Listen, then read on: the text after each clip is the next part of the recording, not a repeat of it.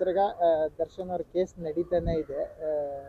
ಆದಷ್ಟು ಬಿಡುಗಡೆ ಆಗೋ ಸಾಧ್ಯತೆಗಳು ಇದೆ ಅನ್ನುವಂಥದ್ದೆಲ್ಲ ಕೇಳಿ ಬರ್ತಾ ಇದೆ ಸರ್. ನಿಮ್ಗೆ ಏನು ಅನ್ಸುತ್ತೆ ಸರ್ ಈ ಕೇಸ್ ಬಗ್ಗೆ? ಬಿಡುಗಡೆ ಆಗೋ ಸಾಧ್ಯತೆ ಇದೆಯಾ ದರ್ಶನ್ ಅವರು ಸದ್ಯದಲ್ಲಿ ಅನ್ನುವಂಥ ವಿಚಾರ?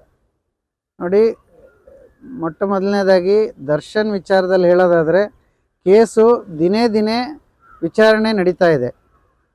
ಎಲ್ಲ ಸಾಕ್ಷಿಗಳ ವಿಚಾರಣೆ ನಡೀತಾ ಇದೆ.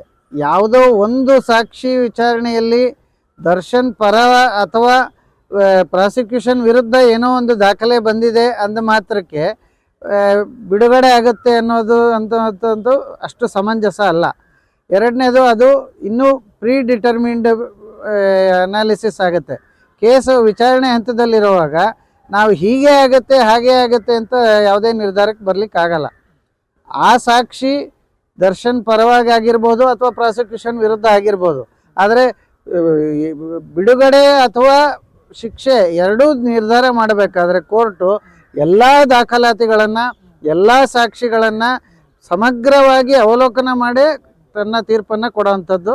ಯಾವುದೋ ಒಂದು ಸಾಕ್ಷಿಯ ಆಧಾರದ ಮೇಲೆ ಬಿಡುಗಡೆ ಆಗೇ ಬಿಡುತ್ತೆ ಅನ್ನೋವಂಥದ್ದು ಅಷ್ಟು ಸೂಕ್ತವಾದ ಅಭಿಪ್ರಾಯ ಅಲ್ಲ ಅಂತ ನನ್ನ ಅಭಿಪ್ರಾಯ.